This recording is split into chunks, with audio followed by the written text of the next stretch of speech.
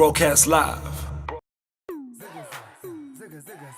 I was always the music guy, I guess.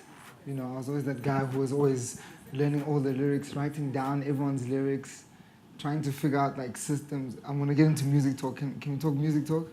Like a producer, like most producers I know, or like guys that made beats, they were trying to figure out like ways how to write down their beats without like knowing music and how like remember the beats in your head, you know? So I was doing that from like 14, 16. And then only when I was 21, I sort of discovered like how to use a drum machine, a sampler, and I started sampling music, started sampling records, I started sampling, you know, Roy Ayers records, I started sampling like The New Birth, and then I sort of fell in love with making hip-hop beats. I was meant to be at film school at the time, but music was the thing that was calling me the most.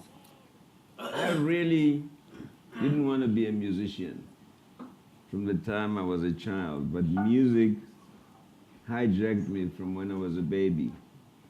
And by the time I was 2, 3 years old, I couldn't stop singing. And the gramophone, I don't know if anybody's ever heard of a gramophone. That you wind up and play records. They call it the Grammy, some of them. They call it the Grammy. The Grammy? The Grammy, yeah. Okay. So yeah, the gramophone was like the first, well, any sounds. I mean, like, I grew up in a small town in Witbank, and there was music all over. You know, there was traditional music, there was statamia, and next door in the yard behind us, and I heard the people sing there, and I never saw them, ever in my life. But I had an uncle who had a gramophone, and when he came home for the holidays, I used to wait for him to wake up. At 6 o'clock, I would be next to his bed because I couldn't wind the gramophone. So I wanted him to hold it for me, and like, he loved music, so we started singing together. And by the time I was 3 years old, I started getting punished for singing too much. At 3? Yeah, like, shut up! Always singing, you know, especially my grandmother. Can't you play with the other children? I said, yeah, I can play with them, but I sing while I'm playing.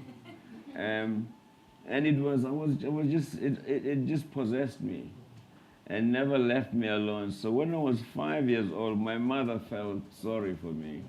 And she figured maybe she could get me away from the gramophone by getting me piano lessons.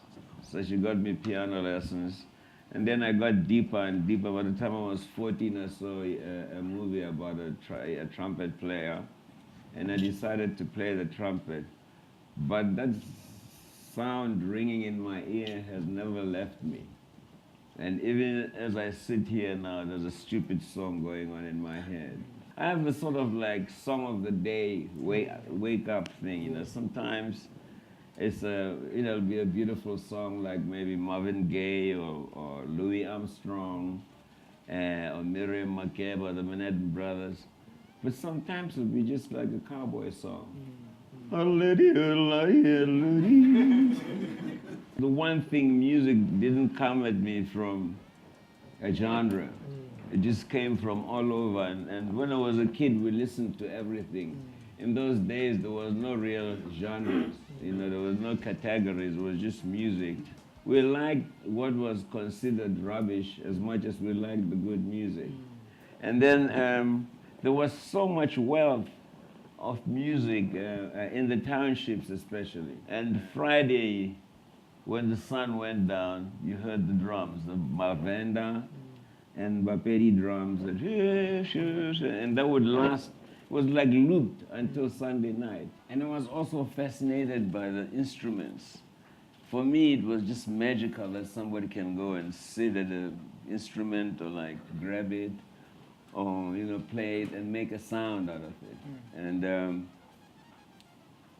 the sad thing is I'm still trying to learn how to play.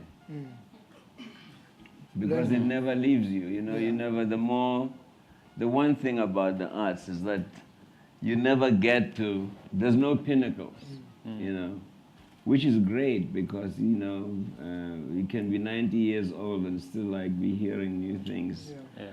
And I think that I'm grateful for, that I'm not in a profession where I have to retire or resign, you know.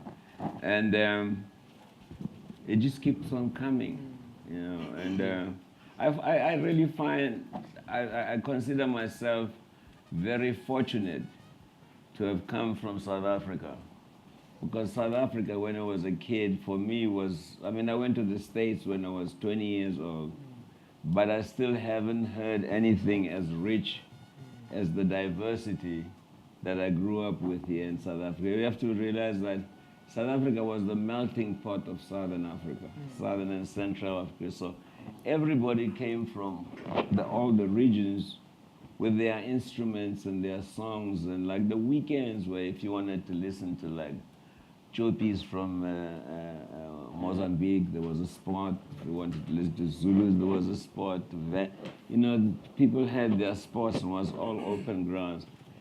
Nothing fascinated me more than traditional music, you know, and I find that it is the most ignored, well, just traditional culture or heritage is the most ignored, especially among African people.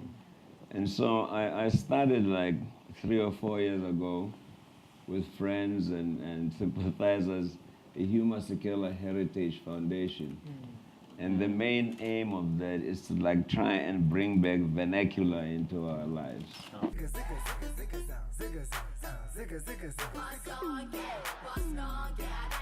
Praise poetry is just so deeply intellectual and poetic, and like there's some people, when my father died, I have a cousin who did praise poetry from 7 o'clock in the morning when the body arrived until we put him in the grave at 3 o'clock. He didn't stop, except when we're at the memorial. And today, there's no people that I admire like praise poets, because they have this like long repertory. You know, they can like rap for 7, 8 hours nonstop. And like it is so deep and so historical, because you can actually trace a family for 400 or 500 years behind the praise poetry. I was born in '87, and in my household, my mom and them were very hip, so they were listening to a lot of hip hop. They were listening to a lot of, you know, that's what they used to listen to, hip hop.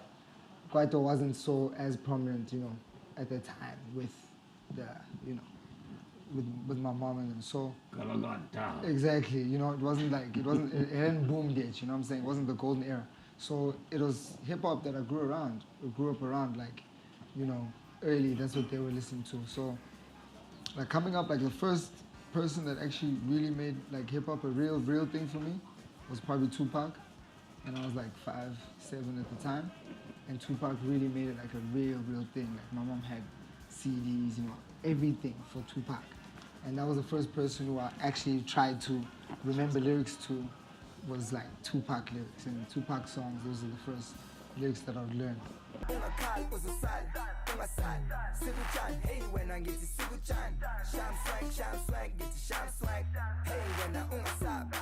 What happened is I came to record an album in Botswana called Techno Bush. And the record company, Jive Records, you know, Jive Records became very big, I think. They had Backstreet Boys and R. Kelly and Britney Spears, and it was owned by a South African. And they signed me.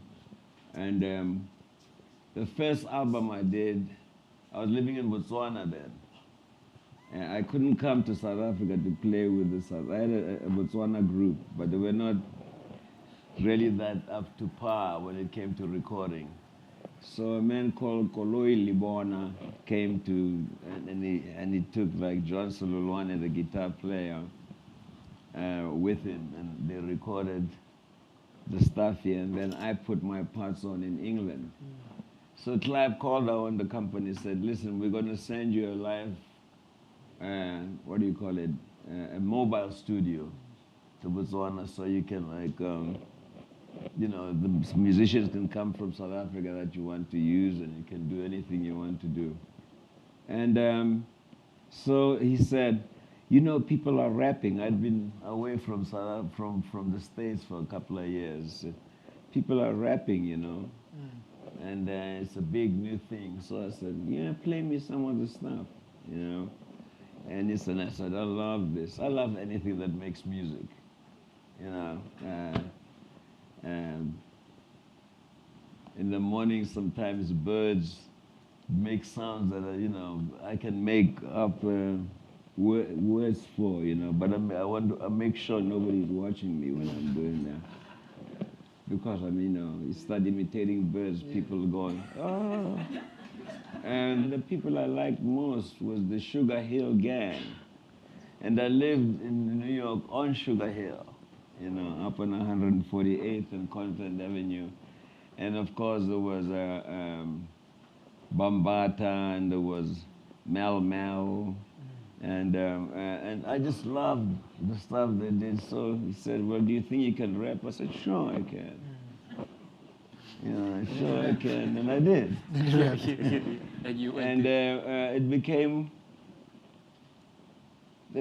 like a quite a memorable piece of rap, because people still ask me to rap today. I really admire people who can play with words. I wish I could do it like Riky. I mean, the first time I saw Riky, was it in Ladysmith? I think it must have been. Yeah. And he was working so hard on stage, but he was just so fantastic. I was like, damn, I wish I could do that.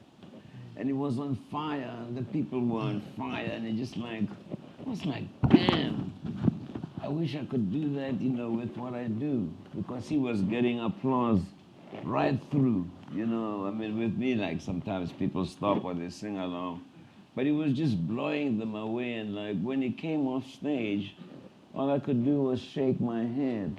But to a very great extent, he reminds me more of praise poets than rappers, because he has this like machine gun, non-stop words coming out of his mouth, you know. I'm saying, where the hell is he getting all this information from? You know, but it fascinates me. For us, and I speak for all sort of producers, especially hip-hop producers, our number one thing that we ever wished for was to learn, like, know how to play a trumpet, or know how to play that keyboard or any instrument. And so many of us don't know how to play, and we are so envious of just musicians who can come in and put that down.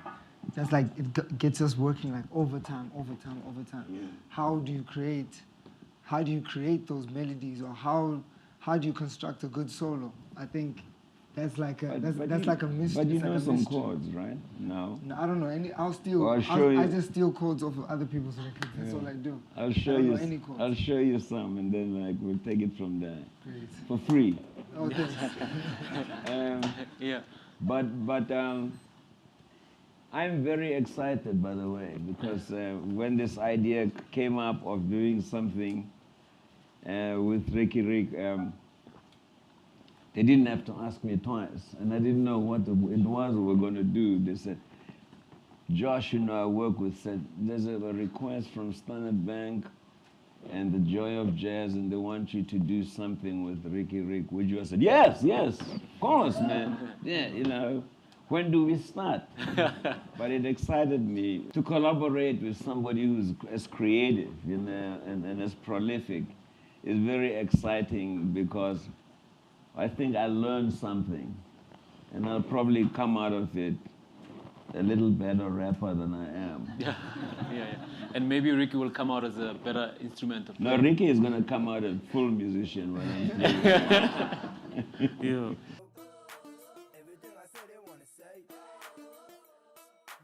One of my uncles, through marriage, Umalum Zakele. Umalum Zakele had CDs. He was a jazz fiend. I'm sure you remember his house, and he had so many CDs, and all they used to do was listen to jazz, listen to old music, listen to and drink their whiskey and sit. That's all they used to do. And I remember with my twin brothers, my major league boys, we used to sit there thinking like, what do we do with all this music? You know, what part do we play with all this music? So all we used to do is go upstairs, trying to plug in CDs, trying to figure out how to DJ. And they eventually became DJs based on all the jazz CDs that Major League? Major League, You yeah. kidding me? Yes. Well, They eventually became their DJs. father and I grew up together. Yes. Yeah, in Alex. Yes. And he was a Harvard man and everything.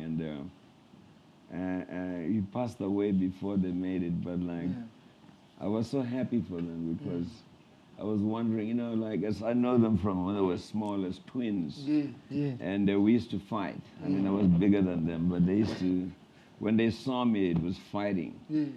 They saw, you know, like the little boys, all the,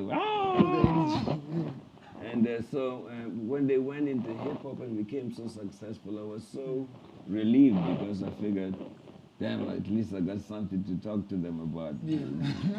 Before that, we had nothing to talk about. Yeah. But Bandile, Nandile, Yes, right? yes. The great, a wonderful story that is. Yeah. So it's like our growth into wanting to figure out what to do came from like being bored and listening. Not bored from the records, but being bored and chilling with all these CDs, not knowing what to do, and just fooling around. You call them tapes, and just spinning the tapes backwards and playing, taking them back, and you know, that part of like my sort of like my musicality is still with me. I was listening to the records that we might collaborate on, and I'm just like, Tebucho's busy talking, trying to explain. I want to tell Tebucho, shut up, let me listen to the record. Because I want to listen to the record and sort of like, you know, let it go through, because it takes me back to a day when we didn't have the opportunity to even get close or even dream about getting close to that music. It was something completely foreign to us. Broadcast live